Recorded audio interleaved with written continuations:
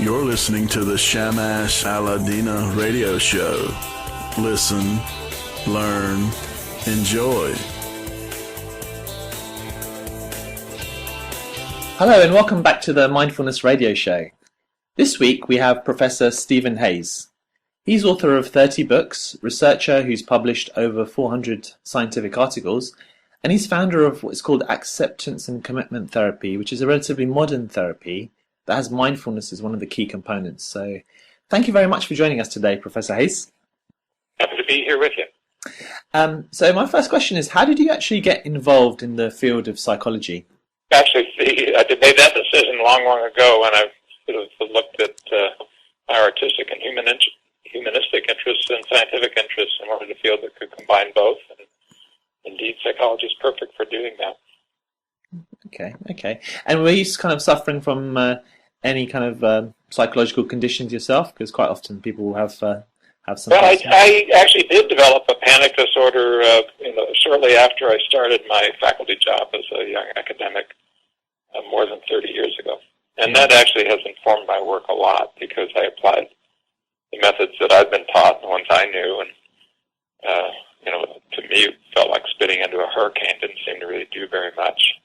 And I went back to some earlier ideas and combined them with things that I knew and started trying to come up with ways forward. And as a child of the 60s and a person who lived on a Eastern-focused commune and so forth and did all those kinds of things that people in the 60s did, there were elements inside those traditions that I thought were important.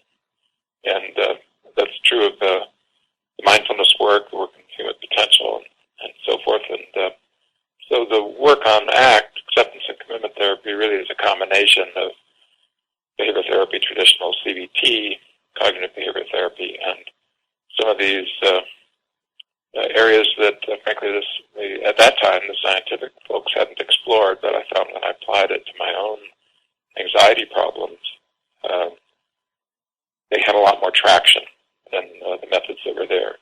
Yeah. And now, 30 years later, some of those things have become very popular.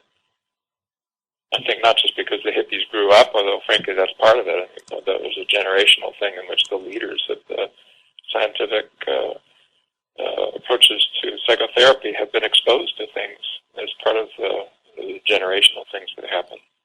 But also just because increasingly the science is supportive of it, and it's the kind of thing that has broad application to a lot of different kinds of human problems.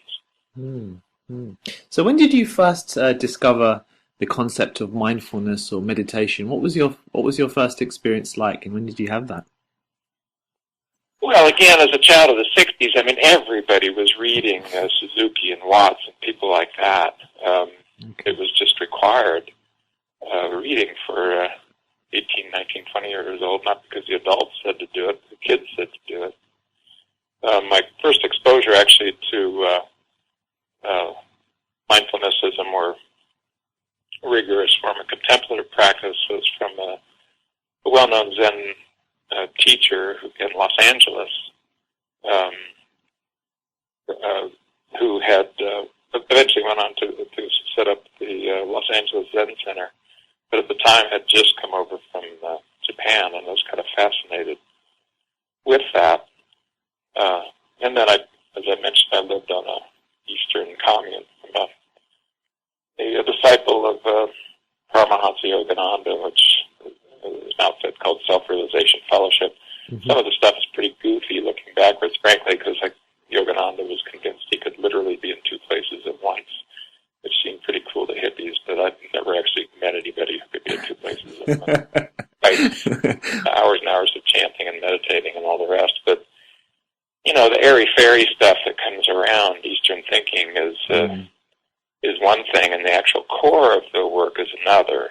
And what we've done in the ACT work is I think we've really expanded out a little bit by taking methods that are much shorter and simpler and more focused that go after some of the common core processes that change with contemplative practice. And so we've been able to bring into the mindfulness community a whole host of methods that I think amplify and expand on those traditions and not simply leave them untouched, since after after all, they're thousands of years old, and frankly, they didn't need psychotherapists to come and give them an anointing. They're doing very well, thank you. But there is something that Western science can contribute beyond simply validating them, showing what happens to the brain when you meditate and things like that, which is to try to come up with techniques and methods that move those processes and that are perhaps shorter and simpler, and that can open the door that people can be exposed to some of the benefits, even without doing a 10-day silent retreat or other things that, frankly, mostly the educated elite will do, or the very young. People can afford to do that. The people on the factory floor are not doing 10-day silent retreats. That's just not going to happen. Yeah. Even in the Eastern countries, that never happened. You go to Cambodia and so forth, people don't meditate. We're sort of part of that. The monks meditate, and they do it because alms are given to them and so forth. So we've got to find a way to broaden out the mindfulness traditions and put them into every nook and cranny, and I think that requires some methodological development. Scientists can be part of that. Ah, that's really interesting. So part of your view and reason for changing, or I suppose making it much shorter and accessible, is so that more people are likely to actually practice the mindful exercises.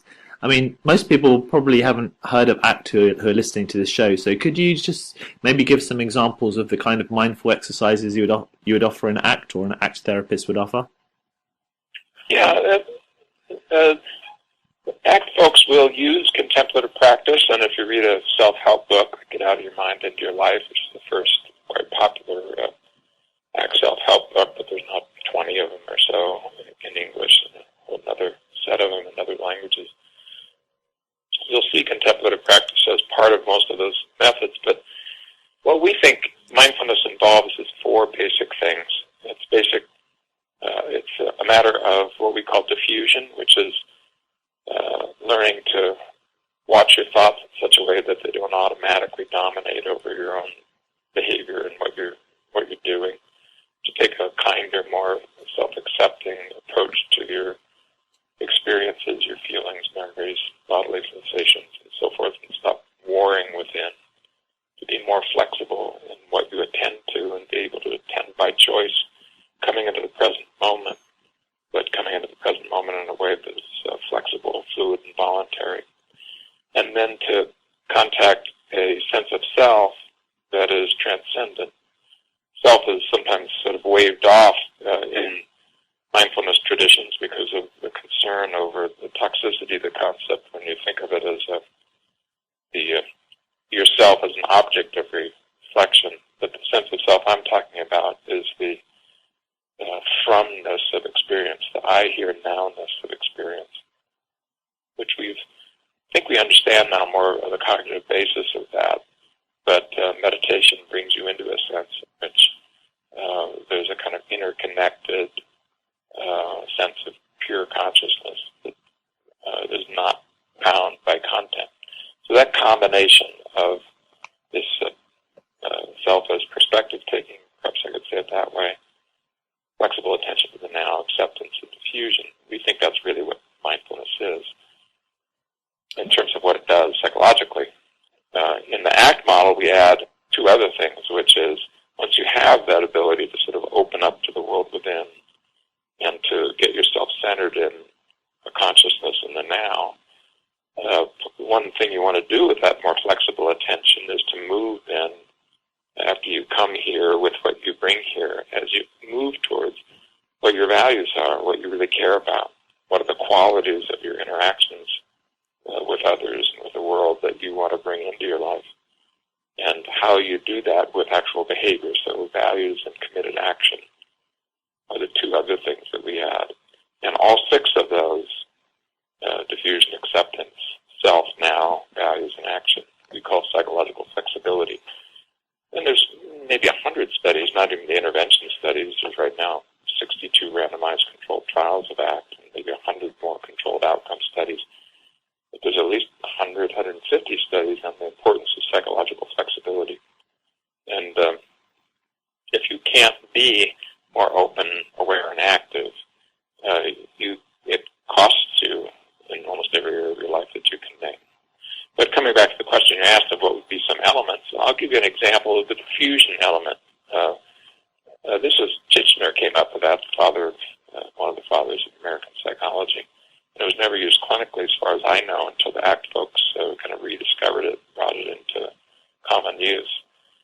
We will work with our clients to distill down to a single word of something that really pulls at them or gets them entangled, or something that's quite self-critical or judgmental, painful.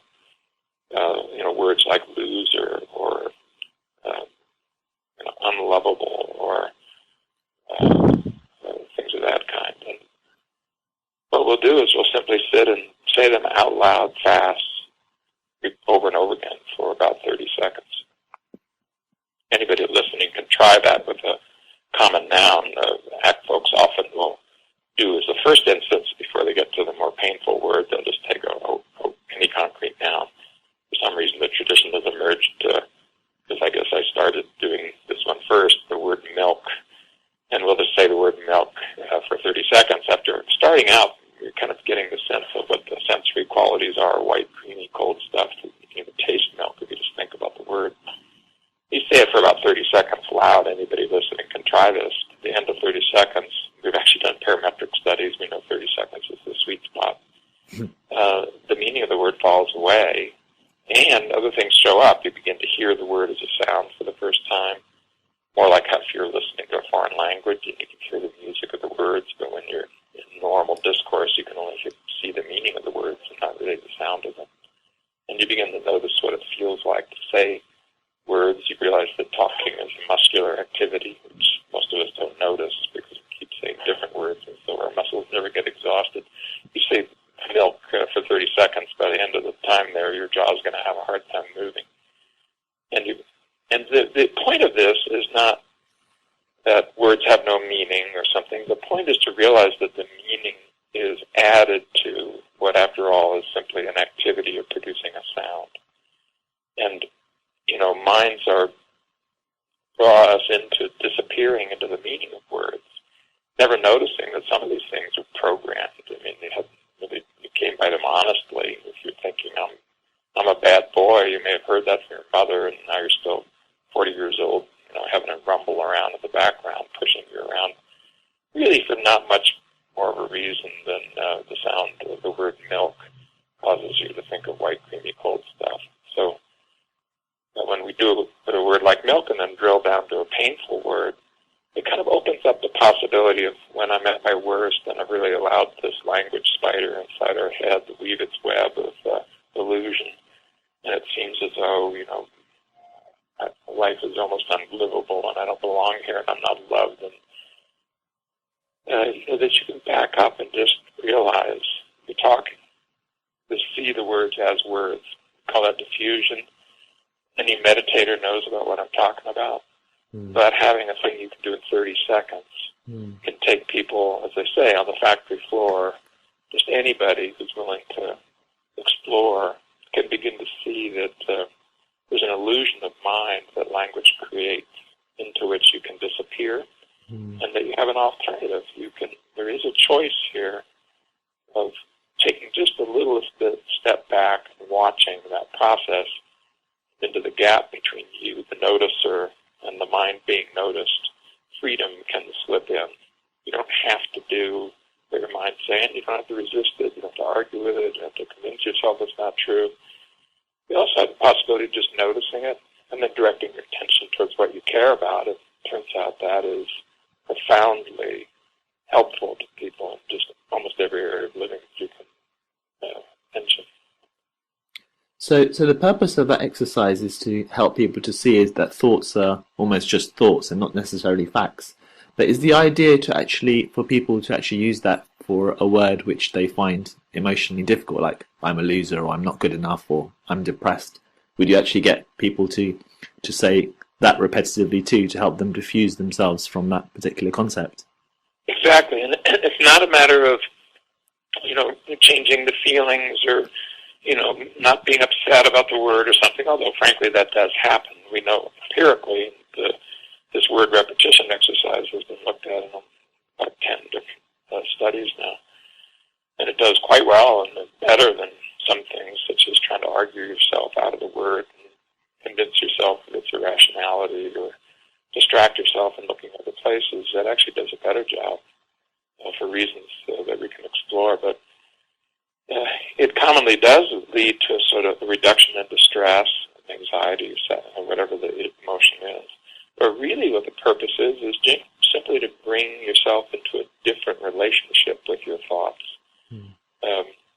And I really think of thoughts as a tool to help you do things. And truth, with a capital T, is how we usually think about it, which is that this is somehow some map onto the world. And it's very hard to back out of it when you're thinking of it as a map onto the world.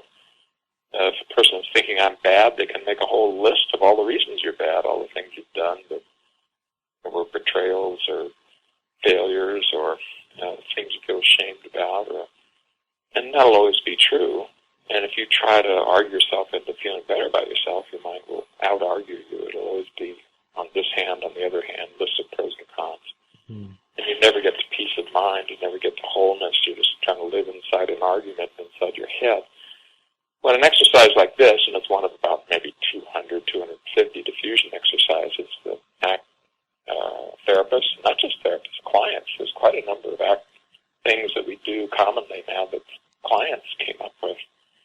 Because once you see the trick of how the mind works and you realize how you might back out of it, there's lots of creative things you can do. But what people can see very quickly when they do this is that you are simply thinking. This is always true, that you're simply thinking, and then you can pick and choose which thoughts to follow based on their workability, not their literal truth. You have to figure out their literal truth, and are you really bad is just not relevant. But how is that working for you? And sometimes, difficult thoughts are helpful. I mean, they remind you of things. They may help you touch aspects of your history. We know that people, for example, who have been abused are more likely to be re-abused if they can't label their own emotions, which is a common side effect of abuse. If it happened early, people try to sort of suppress the pain by not noticing it. Pretty soon they almost don't know what they're feeling anymore. But then you're likely to go home with a guy who's not safe, or to get in a relationship that's not going to work, or tolerate abuse early on. And so it's just another example of how you really want to be able to access thoughts, feelings, memories, and sensations. You just don't want to be entangled with them. And that's really what we're doing here. If I give you a couple of quick more examples, you can see the principle.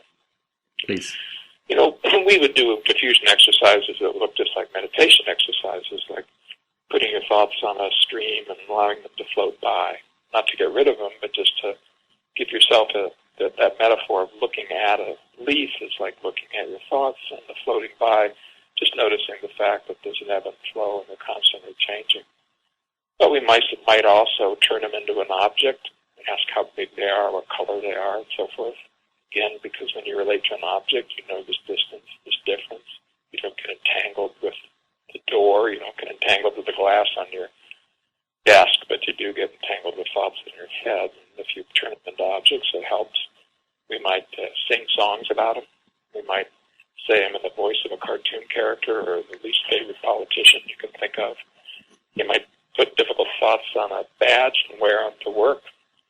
There's lots of different things you can do to help you back out of entanglement, difficult thoughts, feelings, memories, bodily sensations. And all of those things happen naturally as part of contemplative practice, but when you drill down and find the processes, you can supplement that, add to that, build on that, and with a whole host of diffusion and acceptance methods and training and being in the now as a conscious being distinct from the content you're conscious of. Yeah, so it seems that all these different exercises, the idea is to objectify the thoughts. So the thoughts, like you say, they become entangled. They almost become part of the subject. It becomes part of who we are. And so all these different, they're almost like little tricks to help us to see them as objects rather than a subjective experience. Would you agree with that? Or just to be able to see them. I think when you do them as objects, it's easy because we have such a repertoire of looking at objects and not getting entangled with them. You wouldn't have to do it as an object. I'll give you another example. If you simply you're having a thought, feeling, memory, or bodily sensation, label it inside your awareness of it. So, for example, now I'm having the thought that, and say what the thought is. We know from fMRI, from imaging studies, the brain lights up entirely differently when you have a thought like I'm bad versus I'm having the thought that I'm bad. And after all, the reality is what really happened, what you really noticed, to be true to your experiences, you noticed you were having a thought. You didn't really literally notice being bad. You noticed that you were evaluating yourself. So if you just stay in the moment and kind of honestly stay with what your actual experience is. The way we come to say it in the ACT world is we're trying to help people get in contact with their experience as it is and not as what it says it is. When you disappear into the evaluative labels, then you just have to pray that you've had good conditioning because you're on automatic pilot. I mean, you've turned over your behavior to whatever your mental programming is, and that's not a safe place to be. All of us, through the media and our SIBs and life and pain, has a ridiculous amount of programming that is harmful to us. We're filled full of prejudice. We're filled full of self-blame and criticism. And there just isn't any way to live a human life without that. So you better learn to put your mind on a leash, or it's going to have you on a leash. Interesting. So mindfulness-based cognitive therapy, which has got a lot of kind of longer meditative exercises, have been found to be very helpful for people with depression, recurring episodes of depression. What's the evidence for ACT being used for depression, and how does it compare? Do you know? It's quite good. I mean, there's some comparative studies. It's on the list. The American Psychological Association is an empirically supported treatment for depression. It has even stronger support right now for chronic pain. But if you pick just the areas with at least 2 successful randomized trials, you'd have to add psychosis, mixed anxiety disorders, OCD, obesity, exercise, diabetes, managing chronic disease, drug abuse. It just turns out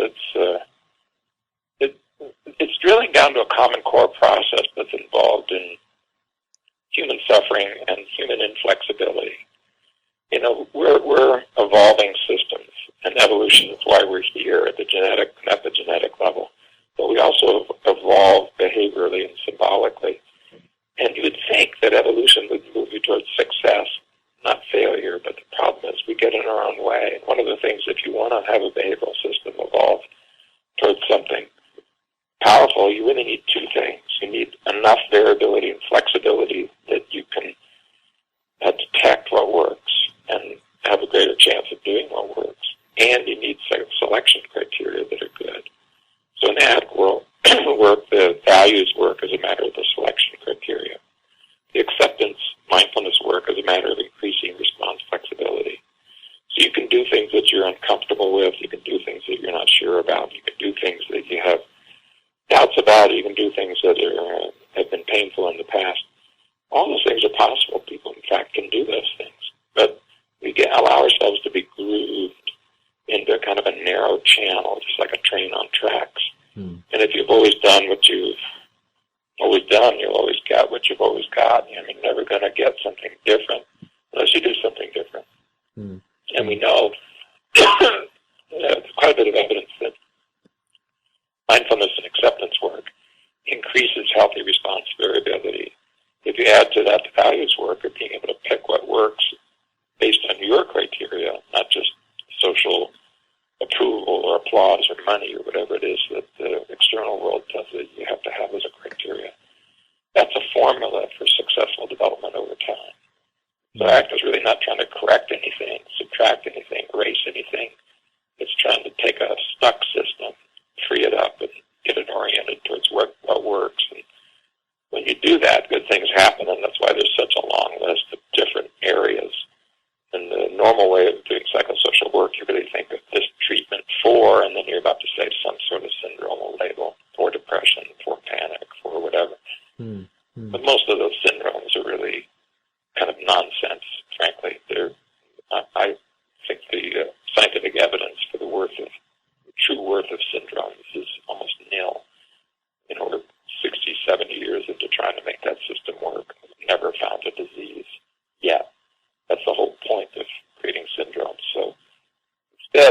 more like what happened with cancer when they bogged down, couldn't make progress. They stopped just caring about botanizing cancers and labeling every different kind, and dug down to figure out how oncogenes are turned on and off to regulate cell growth. And ACT is kind of out of that tradition. What are the common core basic processes that liberate or confine human beings? And these 6 ones that I've mentioned of acceptance, diffusion, flexible attention to the now, perspective taking, sense of self, values, and committed action, all of those have good laboratory-based evidence that they're helpful.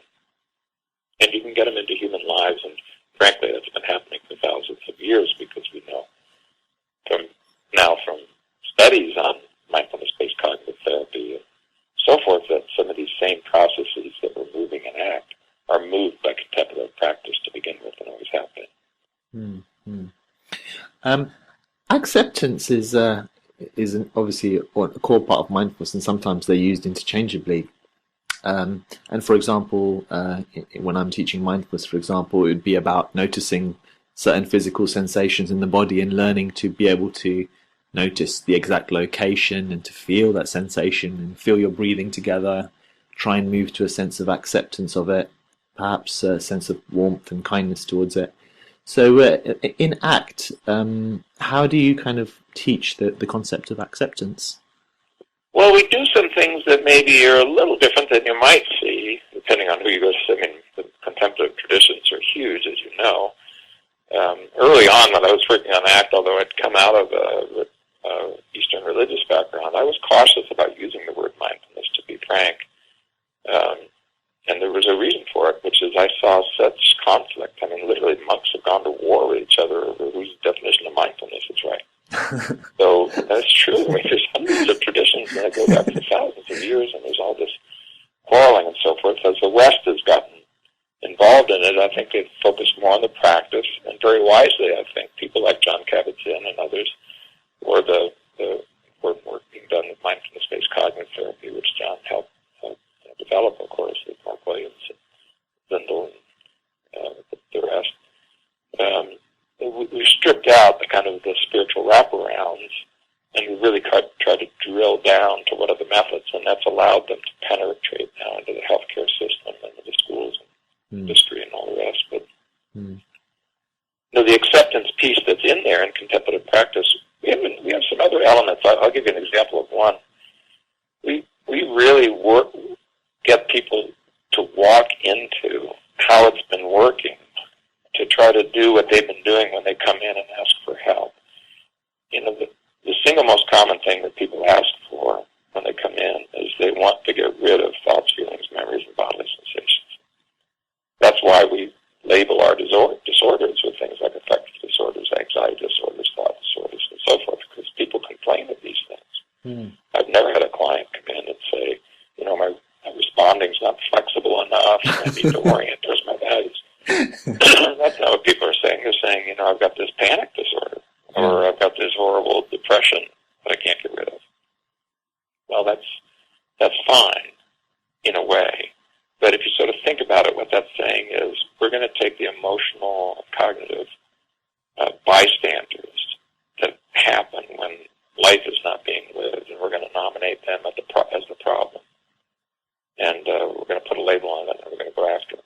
Well, why is that a problem? Well, because you now are very close. I mean, you're just an inch away from doing things that will actually entangle you with and actually build even the frequency and intensity of these very things. So, for example, if you try really hard not to have a difficult thought because it's painful, which is just normal, common sense, reasonable thing to do, the likelihood of you having more of that thought in more places, more intensively, and have it be more disruptive has now just gone up hugely. Why? Because these are ironic processes.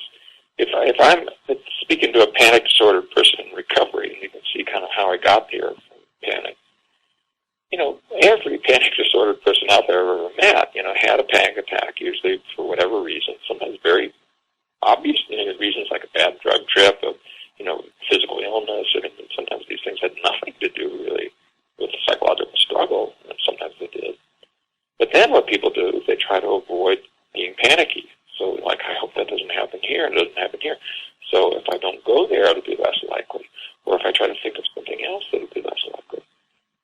are you going to know it's less likely? You have to check to see if it's there. So it's this process of anxiously checking to see if anxiety goes away, because if it didn't, it would really be awful, and so awful it would be something that you should be anxious about. And this is a system from hell. This is asking you to constantly attend to and be pumping in possible consequences cognitively. The very thing that you say you want to not be there. Well, if you're attending to it, it's there. And if you're pumping in all these kind of imagined horrific consequences, it's a natural response to that. So what actually happens is people cycle up. That's what a panic attack is. You notice these early little rumbles of anxiety. You grab on them. Oh, my God, this is going to happen. You now have another wave of anxiety because the oh, my God, and the verbal and cognitive imagining of horrific outcomes, of course, produces anxiety. You notice that. You react even more. You struggle even more. You notice that. And so it's like a person getting caught in quicksand, thinking that they're going to struggle their way out, and they just sink in. And what they need to do metaphorically, that quicksand metaphor, lay out flat on the surface of the mud, and you're not going to sink. And in the same way, acceptance of mindfulness teaches people to lay out flat on their own emotions and really feel what they feel like. Now, what we do in the ACT work is we basically walk through to sort of see how we sort of set up this acceptance piece. What have you been doing? How has that been working? Well, when people come into therapy, they've been doing logical things, and it hasn't been working well. Otherwise, they wouldn't be here. People don't come into therapy when things are going well. We're like undertakers. Nobody shows up saying, boy, I'm doing great. I just want to check in and let you know that. Well, when you go through the whole list of all the things, whether it's the tranquilizers or the self-help books or the relaxation tapes or trying to distract or struggling with it or thinking about something else, what we then do is kind of say, do you notice that all of these, it sounds like as you've tried to get rid of it, you've actually produced it. And we will come in with a phase we call creative hopelessness and basically say, maybe trying to get rid of is the problem. Like maybe there's no delete button in your brain. There's no eraser on this mental chalkboard. You're a historical creature. You've been adding and adding. So what are you going to do if it has to go away, and yet any attempt to make it go away makes more of it? And we'll just sit inside that conundrum. Because when we get to mindfulness and acceptance, we want acceptance to be what the etymology of the word acceptance is, which is to receive a gift that's offered. Acceptance is not a secret new eraser or delete button. Now, the human nervous system has no delete button, short of a lobotomy. Or, as the joke goes, a lobotomy or a bottle in front of me. So what are you going to do with yourself as a historical creature when you've had a lot of scary, painful things? You've got to learn to change your relationship to those things and learn to carry them the way you carry keys in your back pocket. And the mindfulness traditions teach you how to do that. They're not really teaching you how to self-regulate, self-soothe. Although it is true that once you learn to sort of carry them as keys in your back pocket, they become less central. And in a sense, they go away. If I can use an example, I have tinnitus really badly. Really, one too many concerts. Now that I'm 60 plus. And when it crept up about 10 years ago, I started struggling. I'm hearing this thing ring morning and night, 24/7. It's getting louder and louder. That's a degenerative process, so it's louder and louder. And I actually caught myself having suicidal thoughts. If I shoot myself, I'll stop hearing this noise.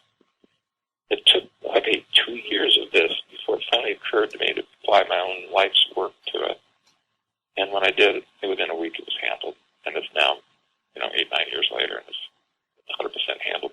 We've done randomized trials of ACT for tinnitus, and it works for other people, and we now have measures of it. And it's a good metaphor for how pain works in this way.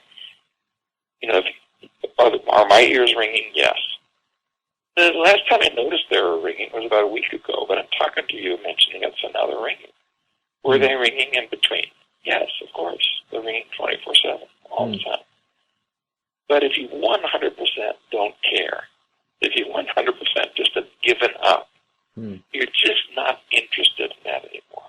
It's like, therapy by boredom. They don't really stop ringing, but it's as if they stop ringing. They're just no longer really very important in my life. And when I notice them, I notice them. And when I don't, I don't. When they're there, they're there. And when they're not, they're not. And really, you could almost say, for a lot of period of time, I don't have ringing, even though 24/7 I have ringing. It's the same thing with chronic pain. That's why ACT is so powerful there. But it's also true with depression, with anxiety, and with lots of other things. So get your mind on what you care about. Allow it to be there. And what will happen over time is things will assume their natural level, which turns out is much, much less than the amount of suffering that's there when you're trying to manage it and regulate it as if you're the king of the universe and you're going to, get rid of all your self-doubts and self-blame and self-criticism and pains. These are necessary and are realistic.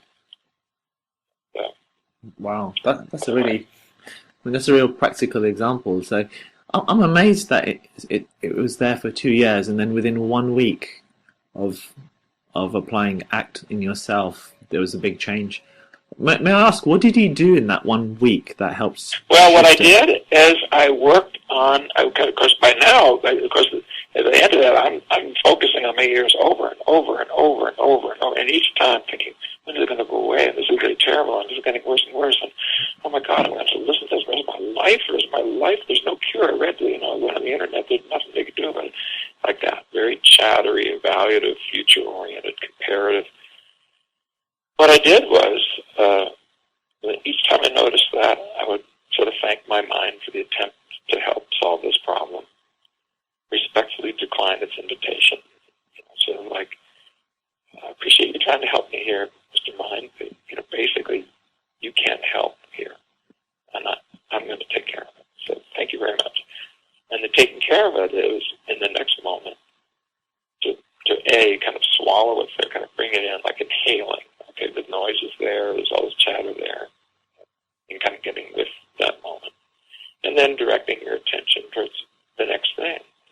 The next thing, if, focusing on and dealing with the noise is of minimal or even zero interest, the next thing is about something else. It's about, playing with your kids or working on your article or watching the TV or kissing your wife or, a whole lot of things other than the freaking ringing in your ears. And when you, very, very quickly you can sense that this is healthy and this moving you forward.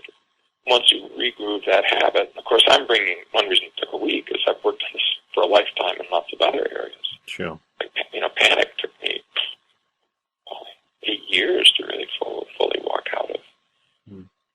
And even now, if I may get a panic attack. My last one was in 1995, well into the ACT work. So I've learned never to say never. Yeah. If I have a panic attack, I freaking have a panic attack. You can't make me care about it. You can't do that. And you can't make me turn away from it. Like, my own experience is not going to be turned away from. I am not going to do that to myself. And if I do, I'll forgive myself and not do it again. But the mind sort of demands this mode of problem solving. And there's another mode, which is description and appreciation. It's the one that you find in contemplative practice. And it's more flexible and open.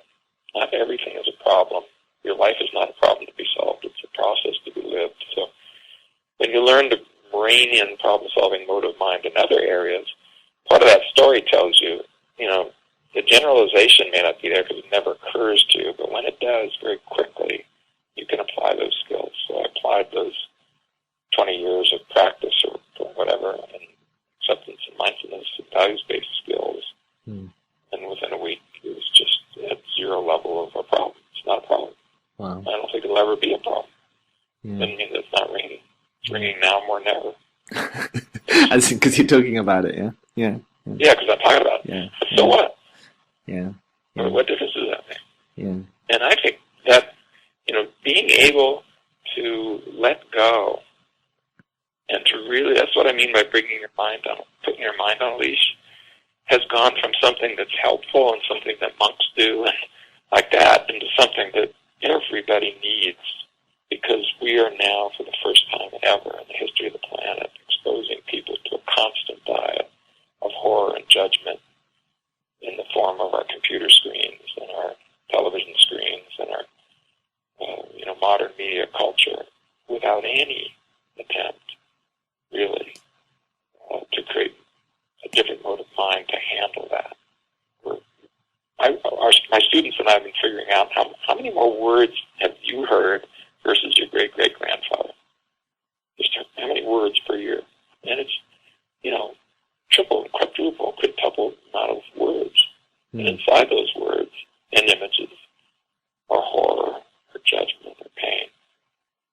Anything horror, somebody blows up, somebody goes into a theater and kills, shoots 70 people and kills a dozen, like what happened in Aurora. We'll know about it in minutes. If there was an iPhone running, we can probably even see the video.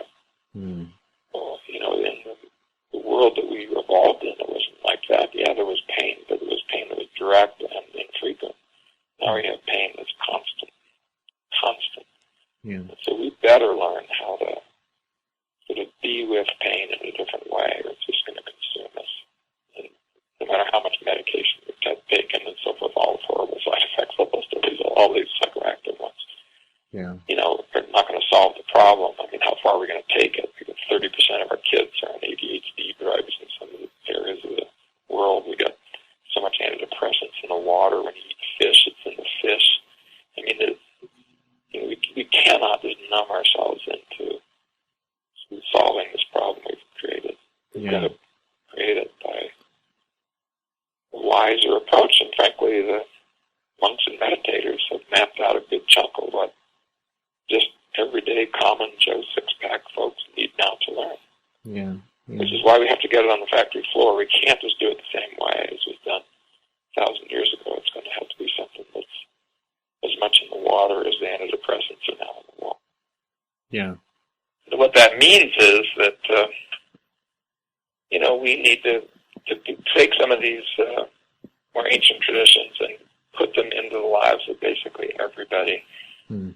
And I don't think you can do that just with contemplative practice. The more you can do that, the better, but I don't think you can do it just with that. So we have to find a way to pull it at its joints and put it into the cultural water as much as the antidepressants are in our literal water, so that everybody has an increased ability to carry the level of pain and judgment that we're turning on our children like a fire hose. Mm-hmm. Mm-hmm. No, I totally agree. I read something in one of your interviews about how medicine is allowed to be advertised in America and New Zealand, but nowhere else in the world. And I'm in the UK, and whenever I go to the US, that's quite a shocking thing. It's shocking. Yeah, it's absolutely shocking. Yeah, and New Zealand and the US are the only two. Now, one of the things that's interesting about that, at the very same time they were learning, for example, that antidepressants have this long-term opponent process effect of hypersensitivity to depression, perhaps for the rest of your life. If you ever take antidepressants for long term, if you ever try to stop, you're more likely to be depressed for basic physiological reasons having to do with how your body has adjusted to the attempt to alter a major neurotransmitter. And if you look at the side effects that are there from increased suicidality and all the other things in the advertisement that's in the U.S., they'll always have the picture of flowers and pretty girls and all these positive images of how you're going to basically have love and beauty and happiness in your life. Yeah. And then very fast at the end, they said all the side effects. Yeah. And they're horrific. And despite that, believe me, these advertisements sell gigantic amounts of psychoactive medication that probably are producing long-term harm. And in my opinion, I think the best scientific evidence on it is they produce long-term harm because of how your brain adjusts to the long-term use of these meds. Mm. Well, this is like the movie The Matrix. I remember the one guy who fought his way, that he killed his compatriots to be plugged back in. I don't care how much you say what the side effects are. Yeah. People, because of the cultural song of experiential avoidance, of that, a happy life is a smiley face button. That a happy life doesn't include pain, sorrow, anxiety, disappointment, stress, difficulties of any kind. That modern cultural song, which is modern, it's not, it's an invention. 100 years ago, that was not the song. I mean, the first, suffering is universal in the Buddhist tradition, but original sin in the Christian tradition, loss of innocence and so forth. These are spiritual and religious traditions have always said we start with pain. But somehow our modern world says a happy life is not to have any, and then in the search of that, are any people surprised that they'll use, not just, commercial entities and trying to have the right car, right beer, right girlfriend, right vacation spot, but also the right chemicals, if that's what's needed. A list of 30 horrific side effects, not enough to deter people from that grasping towards something which is unwise, untrue, never has been true, and somehow or another we're selling it to our kids. But this is the image of a happy, connected, intimate human life. So how do you connect? I mean, the interesting about to ACT and comparing that to MBCT is that the aspect of values and thinking about your values and moving forward. And obviously mindfulness is very much about being in the present moment. So how do you manage to kind of balance those two? Because in some ways they seem to be opposites. Well, all the mindfulness traditions, all of them have values in there, right action, things of that kind. But they do it inside a spiritual and religious tradition where it's fine for a religious leader to tell you that you should care about others, cultivate compassion towards others, contribute to the poor, etc. The kind of the values we're talking about is not the outcomes of life. It's not, any guarantee of products or things that you would like. It's not just a matter of just getting what you want.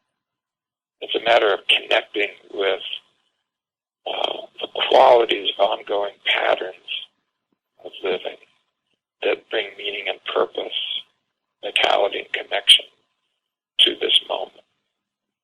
And when that's done as a choice, when it's no longer done from a wagging finger, from whether it's your mind or your mother, it's no longer done in a matter of self-manipulation and avoidance. It's not done because you have to, you're supposed to, you should, or you'd be bad if you don't, but it's a matter of free choice. People gravitate towards things that bring meaning, purpose, vitality, and connection. And we're arguably a eusocial species. We are the way people often say it, we're 90% chimpanzee and 10% bee.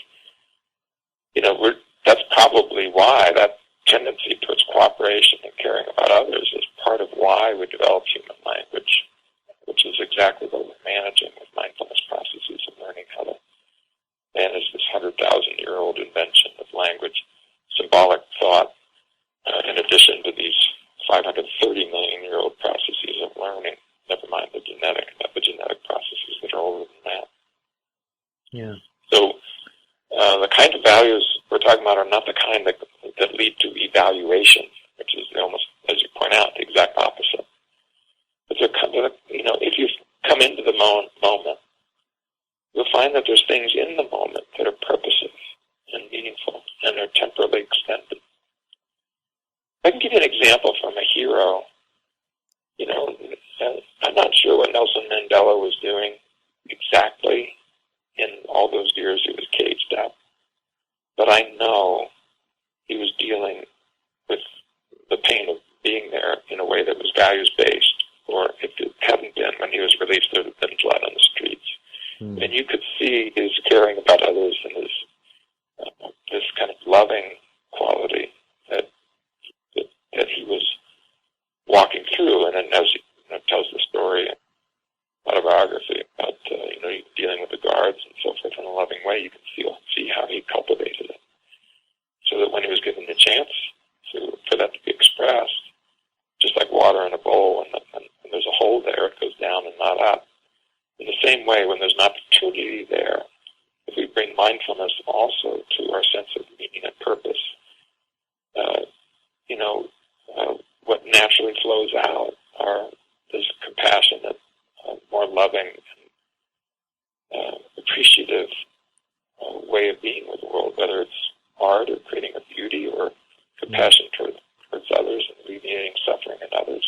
And so we want to empower people. If you want a single thing we're trying to do, I think generally in the culture and what ACT is about, but the rise of the mindfulness traditions, it's how to put into our culture peace of mind with purpose. Okay. Most of the things that the mind knows how to do don't produce peace of mind. They produce chattering and so forth. And meanwhile, purpose gets put on hold. Plus, if you are really, really, really committed to avoiding, well, you better not care. Because if you care, that's where you're going to get hurt. And most of us know that. If you've been betrayed in a relationship, the next time you get into one, you start feeling frightened at the early stages, precisely because this could work. Because knowing that it could work means you could be hurt. It means that you're opening up. If you're opened up, you can be hurt. And in the same way, mindlessness involves insulating yourself not just against sadness, the rest, but also against joy, connection, contribution. And we've shown that in the lab. The high experiential avoidance processes that we go after in ACT, they produce entanglement with pain. But when we first realized this, I remember almost crying about it. I was seeing it was so sad. Some really nice work that people with social anxiety are really struggling hard not to be anxious. And you do experience sampling where you're having little, on their iPhone, little things to moment by moment, several times through the day, say what's happening. And here's what it showed. The more committed you are not to having anxiety, the less you can appreciate joyful things with it. Somebody compliments you, you have a rise in good feeling. You push it down because it's not safe. It might go away. It might not be real. You might be betrayed. So it's kind of like values are the positive expression of agency, of our capacity to choose to love and care and to be in as an active participant in the life moments we have, and that it's about something. I'm not talking about outcomes, I'm not talking about guarantees, I'm talking about in the moment, right here now. There's a quality of my action that I can choose. If you want a sense of what we mean by values, turn it into an adverb and see if it works.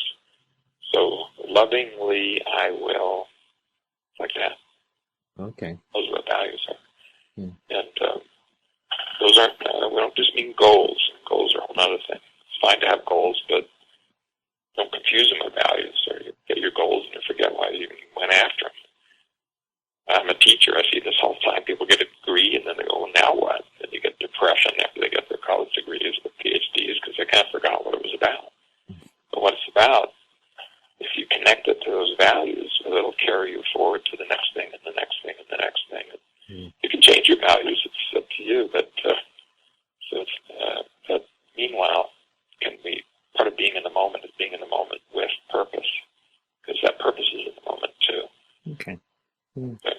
I know this is a bit of a personal question, but would you be willing to share what your values are? Well, it depends on the domain, but I think if you got an email from me, and you probably did, you'll see at the bottom of the email a phrase, which is that love is not everything; it's the only thing.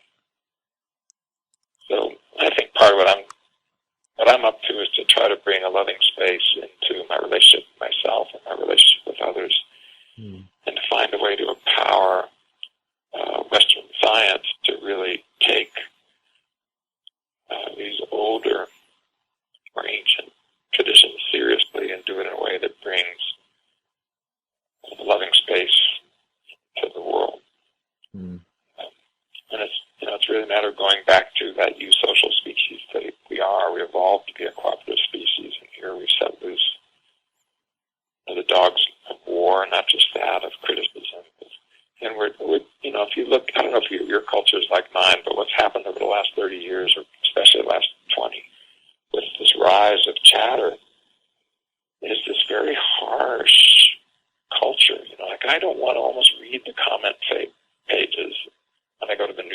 news pages on the internet, because the comments will be horrific. They're going to be hateful, judgmental towards Obama, an idiot, etc. And it goes in all directions. In our country, our newscasts have turned to shoutcasts. You can watch Fox News if you want. You'll get all right-wing stuff all the time. And guess what? It's so judgmental towards other people. Anyone with liberal ideas is an idiot. Conversely, I can go to MSNBC and I get the same thing. It's just directed the other way. It's just an example. Our culture in some ways is actually getting harsher. At the same time that the world community is getting more connected through Facebook and all the rest. And we've got to find a way to put this language monster to heal.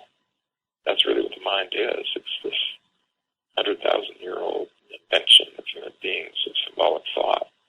But it's so useful to us in terms of science and technology and the rest that it's now consuming us. It's just eating us alive. So much so that people will, pay for 10 days of silence. Put your mind on unemployment. You'll pay for it. And please. Kind of amazing to think about it. Yeah. I don't know.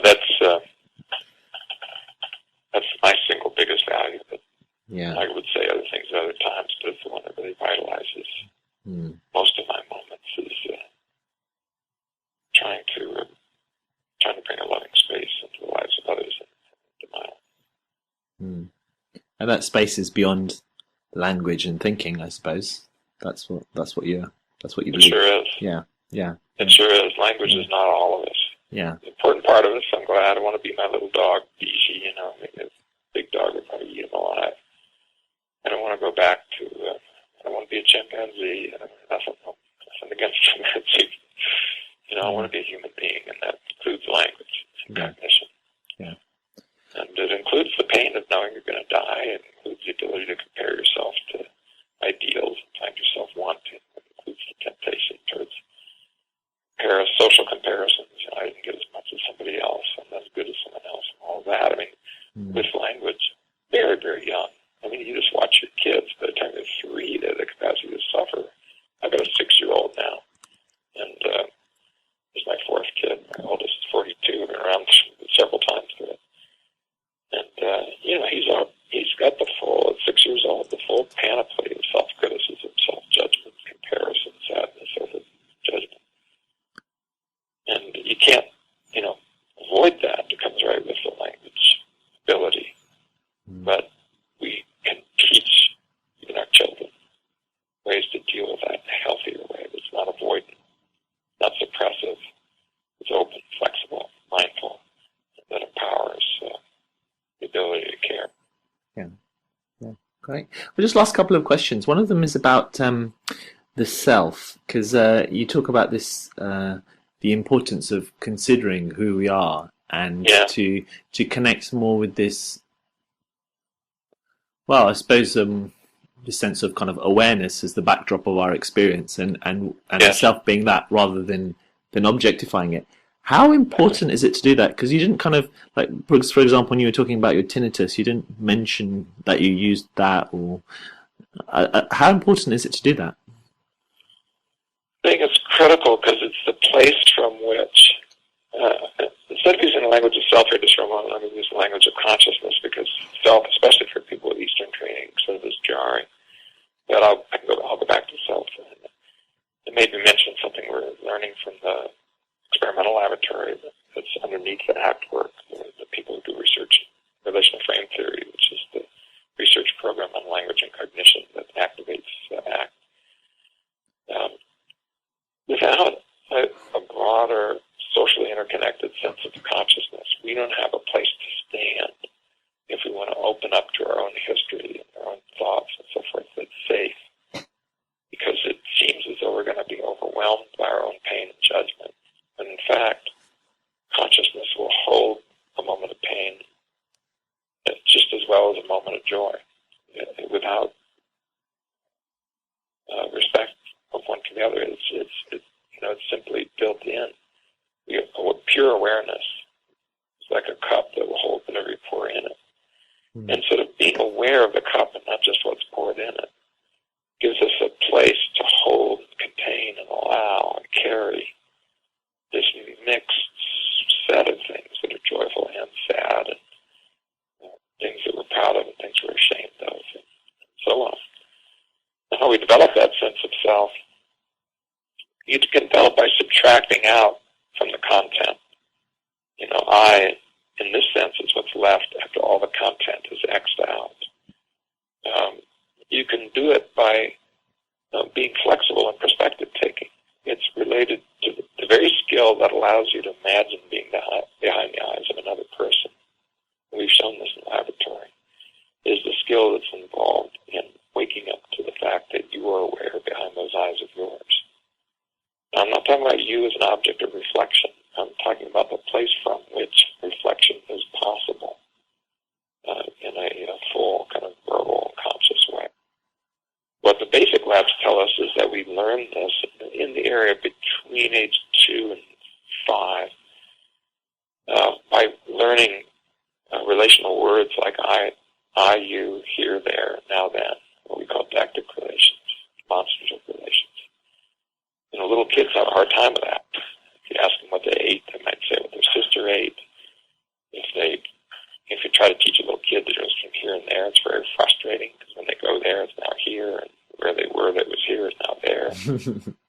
and it's only with exposure to these perspective-taking cognitive processes that perspective-taking emerges. And now you can understand, for example, the different actors in a story, and you can kind of have this sense of perspective. What we've shown is that this sense of self is critical to theory of mind skills, being able to move perspective around time, place, and person. You can easily imagine, for example, and I do this in therapy all the time, of asking you to think of yourself 10 years from now. If things have really become much more wise, and you look back and you see yourself right here, right now, kind of sitting in that chair with what you're struggling with. You could do that and write yourself a letter back across the ages. What would you write?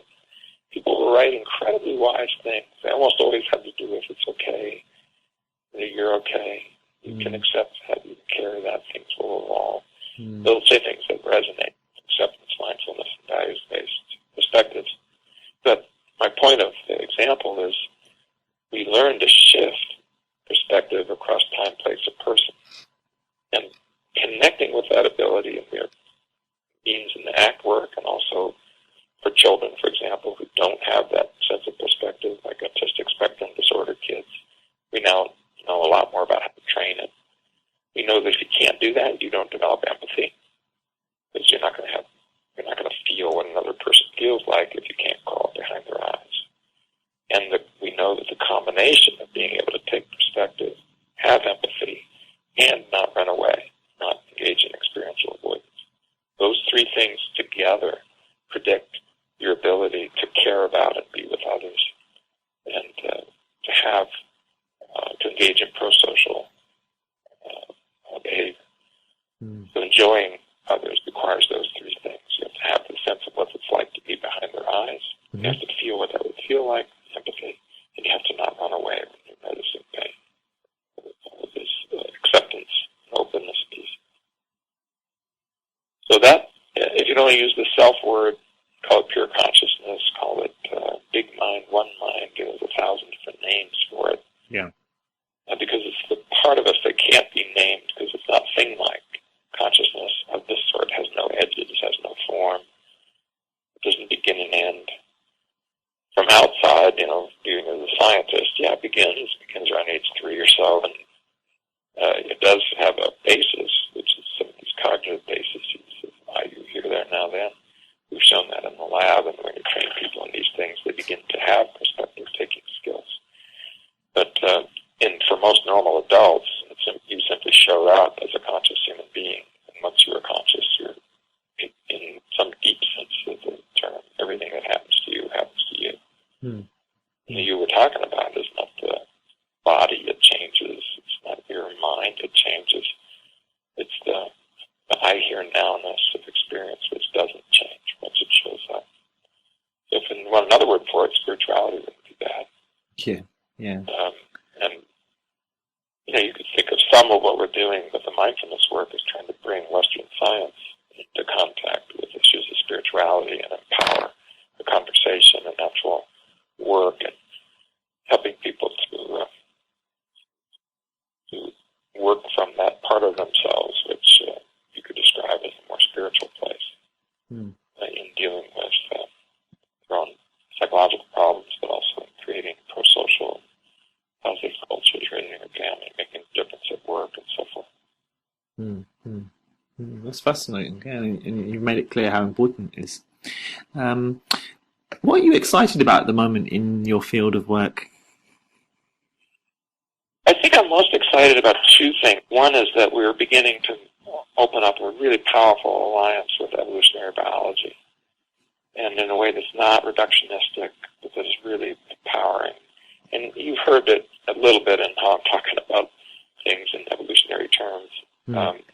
But I'm just really excited to see this. And one concrete thing that people may not be aware of is the increased work on epigenetics that really has brought almost a Lamarckian idea back into evolutionary thinking.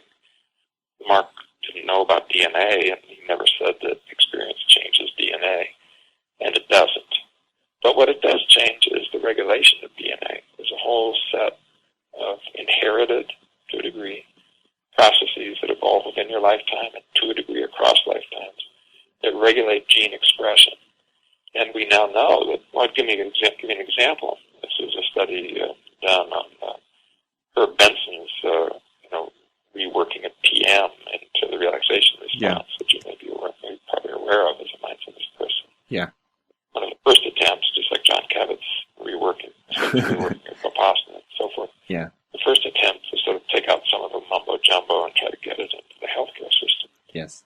Well, an 8-week course of Herb Benson's work reliably changes the gene expression of about 1,500 genes. Wow. Well, you've only got 25,000. And by the way, a whole bunch of those don't produce any proteins at all. They just sit there. So to actively change 1,500 genes, turning them on if they were off or off if they were on, wow, is changing a significant portion of your actual genetic biology. Because after all, it's the functional genome, not the literal genome, that matters. If you've got DNA that's not expressed in proteins, so what? That's like having a library book or having a book you buy, put it on the shelf, but didn't open it. Yeah, it's on there, but it's not influencing you. You've got to open it and read it. And it's an amazing kind of new area of development. And we're actively working with evolutionary biologists who want to scale evolutionary thinking into developing more pro-social groups using the concept of multi-level selection. That it's not just the individual or the gene that's selected, it's the group that's selected. It's probably a longer conversation than we planned to answer this question, but if you want to talk about it. And then the other thing I'm really excited about is the fact that the ACT work is morphing into a real focus on process and procedures that can go almost anywhere. I mentioned some of the different disorders and syndromes and problems that we have randomized trials with. Yeah, but now it's going into organizational consulting. It's going into business and industry, going into coaching. You're there at the Olympics in the UK. Well, one of the major ACT players there, Frank Bond at the University of London, organizational guy, but also guy does sports psychology, former president of our ACT group, the Association for Contextual Behavioral Science, that had a meeting in D.C. just last week. And Frank couldn't come because the UK Olympic Committee said, no, you can't leave town. You have to stay here to help us with the athletes. So, we're bringing it into things like athletic performance.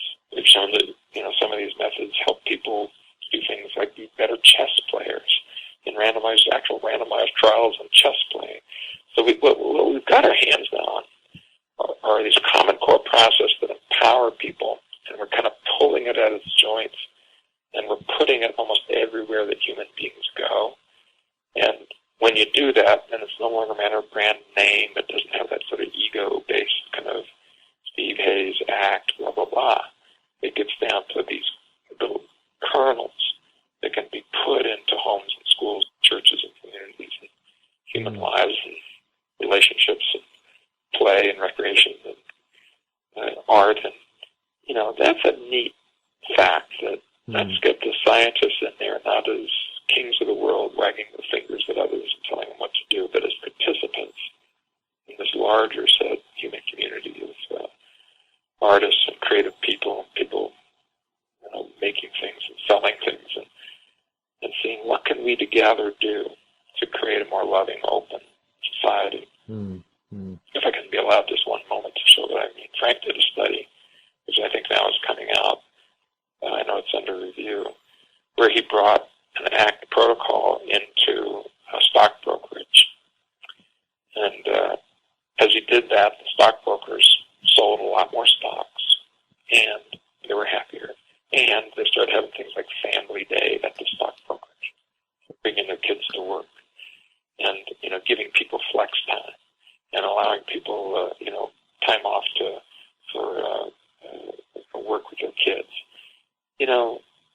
We can do better. We can do better than this harsh, busy, chattery, judgmental, avoidant, indulgent culture that we've been creating inside the mindlessness of this crass commercialism and the promise that I'll leave your pain with yet another product. It's going to take all of us together working to create a more loving and pro-social and effective and productive society. And that's what excites me, is that I can see the day coming. I can see it happening where some of these ancient traditions, mindfulness work, but also some of the new that we've been able to develop, can work together with others to evolve our culture in a way that's saner, more peaceful, more compassionate, more supportive of human beings. That's a really nice way to end. I was going to ask you if you had 2 or 3 kind of practical steps for people for living a life of greater well-being, but in a way you've mentioned so many different ways of doing that, and I suppose. Well, one thing I would mention, this sound like a sales job, so I'll mention a couple things. But that'd be great. My book, Get Out of Your Mind Into Your Life. People are interested in it. It's very cheap. We've done randomized trials on it. We know that it moves these processes and empowers people. There's also a worldwide community of people who are reading ACT self-help books called ACT for the Public. It's in the Yahoo groups listservs. You can easily get on. It costs nothing. You can be part of a worldwide conversation, asking questions about how does this apply? I tried this, it didn't work. What else should I do, etc. And thousands of people who are there. Some of them very wise people who've been working on their own life. Will be of help. There's some other really good self-help books out there. The Happiness Trap, for example, by Russ Harris, is an Australian physician I really like. If you go up onto an Amazon or whatever and just put in acceptance and commitment therapy, you'll find it. You'll find that there are links to the acceptance and mindfulness books more generally. But if you've been exposed to acceptance and mindfulness work and you want to explore kind of a fellow traveler, but also one that maybe brings some new things to the table, checking out some of the things that are there. And you can go, by the way, to the website contextualpsychology.org and see just a whole lot of stuff that's going on around the world that's supportive. There in the UK, you have 1,600 members of the Special Interest Group for ACT and the British Association of Behavioral and Cognitive Therapy. So almost anywhere you go worldwide, there's hundreds, dozens, thousands, depending where you are, of therapists and people doing this work who can support people who are interested in exploring it and seeing how it connects with the things they are already doing, things they care about, things they're struggling with. But doesn't have to be done with great expense. Explore it quite easily with just a few dollars and a few web clicks. And No, that's really great. And I read a few years ago that book, your book, Get Out of Your Mind and Into Your Life. I'd highly recommend it to people, and I have recommended it to others. It's a fabulous book. But I didn't know about ACT for the Public, so I'll check that out. And again, I've heard of Happiness Trap, but I've heard that's a good book, but I haven't got around to reading it. So I'd just like to finish by saying thank you very much for offering your precious time, and thank you very much for for making your values into something that you've actually created, which is a fabulous, beautiful piece of work. And I wish you best of luck as you continue to do that. Thank you. Thank you, and thanks for the opportunity just to connect with others who may listen to your blog, and hope it's been of service. Thank you for listening, and for more information, simply go to mindfulnessradio.com.